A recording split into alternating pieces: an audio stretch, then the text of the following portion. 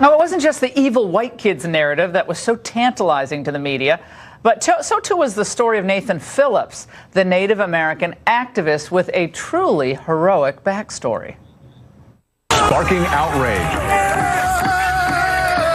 The video showing high school students coming face to face with a Native American veteran at the Lincoln Memorial. Well, Nathan Phillips, I want to first thank you for your service. We know that you are a veteran of the Vietnam War. School and local dioceses have apologized to Phillips, a Vietnam veteran.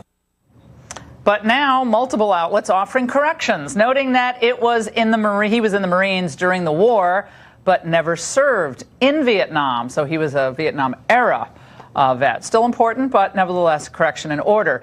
There are also some other stories coming to light. Just this past Saturday, same guy, Phillips, who's very busy over the weekend, and his group of activists attempted to storm, check this video out, Washington, D.C.'s Basilica, the national shrine, during an evening mass.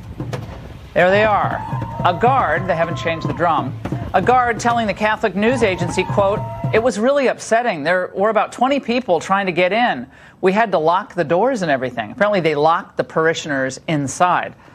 Now, given Phillips' media remarks since the standoff with Covington, especially his commentary about their education, is it fair to ask whether there is an anti-Catholic bias at play?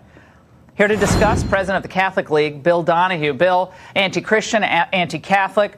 The commentary, and I want to read something to you, Bill. This is a quote from Mr. Phillips Sunday to the Detroit Free Press. The black Israelites, those are those nuts that were screaming at the monument, at the Lincoln Memorial, they were saying some harsh things, but some of it was true, too. These young white American kids were being taught in their Catholic school, their doctrine, their truth. And when they found out there's more truth out there than what they're being taught, they were offended, they were insulted, they were scared. And that's how they responded. The seething contempt for the Catholic faith, as expressed by him. He's since kind of cleaned up his rhetoric. But what do you think about that? Well, it wasn't the white kids who called the Indian savages. It was the black thugs.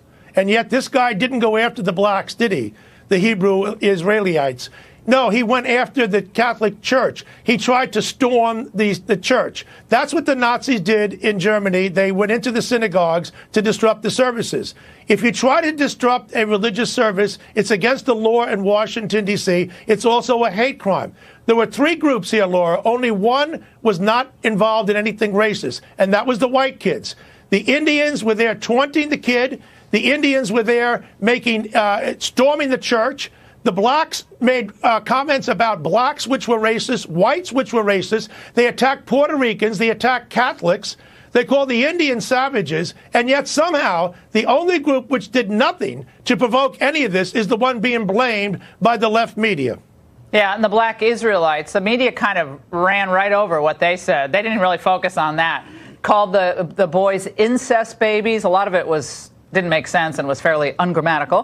However, it was just the most cruel, horrific. Again, this is what they do, and this is their big act. But Mr. Phillips himself, I mean, he keeps kind of passing himself off as a Vietnam vet. But we talk to Vietnam vets who served in Vietnam, and they're very sensitive. Because I spoke to one in particular, I wish he would come on the show, but maybe he will tomorrow. One in particular who was not happy about that. There's a big difference, and Marines take it very seriously. Look, he's not to disrespect any service, but Marines take that particular phraseology very seriously, which I did not know until today, frankly. Well, the other thing is I'm not going to join the pity parade, all right? This guy's a Vietnam-era vet. Guess what? So am I. I'm a senior citizen. He's not. Yet he's regarded as frail elder. This guy's an activist. This guy's a thug. A professional activist. Absolutely. And he knew what he was doing. He was badgering the kid. He wanted that kid to say something vile. He never did, and he held the restraint. And shame on the Diocese of Covington for not standing by him and so many other people. I have no problem with people like Robbie George, who made an absolutely wonderful apology. Matthew Schmitz and Sobran Ahari and others. He shouldn't have jumped on him in the beginning. But, yeah, you're right. Bobby's a good guy. But what about these Ed Beck, James Martin? These are leftist priests who revel in anything that can reflect badly on the president. They are so political. I suggest that they stick to the gospel and stay out of politics, because they're driving people out of this Catholic Church with their proselytizing on politics morning, noon, and night. It's tedious, and most Catholics I know don't like it one bit. Bill, you're the greatest. Thank you so much for joining us. Yeah, both of those guys are guilty, much worse than what you even indicated. All right, thanks so much.